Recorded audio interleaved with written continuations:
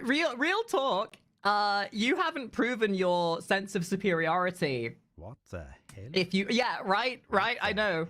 You haven't proven your superiority on someone if you haven't dildo flipped a suction cup dildo onto a wall. Like, you know how people throw knives and try and hit targets with them? You haven't really lived until you've played a game of dildo throw. Now, I'm gonna give you all a little story. One that from my younger years still sits in my head rent-free. And it is of this exact nature. I had a couple of friends, who were very much the degenerate types. And I was around the house one day, and we were just kind of like, you know, playing video games and whatever. And we were joking around and memeing and all that kind of guff. And one of the guys in the room wasn't exactly on the same level of degeneracy as the rest of us. So he was sat on the table, on the chair next to this other guy who was very innocent. And let's call him Jeff. Jeff says, "Hey, Tom, do you want to see my Chansey?" Tom, being very innocent and uneducated in the world, was like, "Oh, what's that?" And Jeff says something to the extent of, "Oh, it's a really fun toy I like playing with."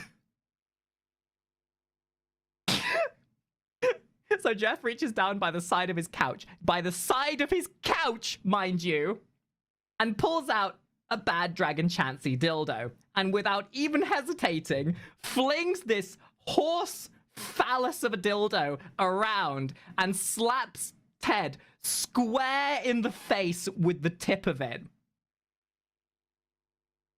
And broke Ted's nose.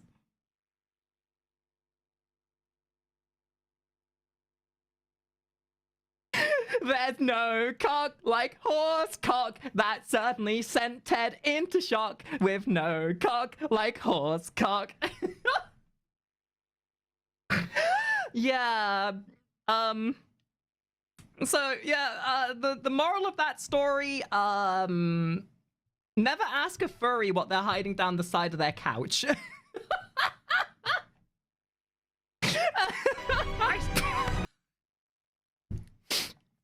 Okay, so this reminds me of another story, okay? And I know what you're gonna say, but Makari, are you really that deranged? Okay, no, listen. I went to a furry convention one time, okay? And, you know, furries are a bunch of degenerate sorts. There was a friend of mine who had come to the convention. And, you know, some people treat conventions as a chance to let loose a little bit. Anyway, I was hanging out with this person down in the food court, and he was telling me of his sexcapades, about how he'd brought like 20 different dildos to the convention with him.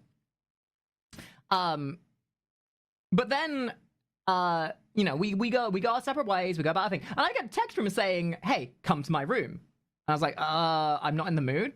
And he's like, "No, seriously, Makari, come to my room." And I was like, okay. So I go to this person's room, half expecting propositions. But no, he was outside the room, on the floor, laughing in hysterics. And when I looked in his room,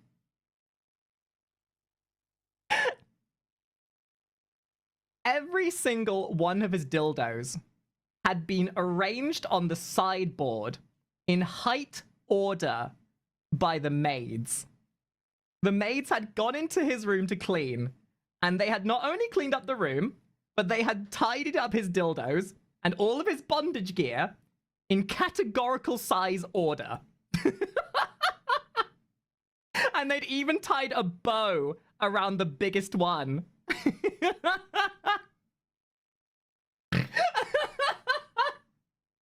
Suffice to say, that story is still told at that convention to this day, and it just absolutely tickles me. The point is, this is still not the most amount of dildos I've seen in a person's room before. Stocked up!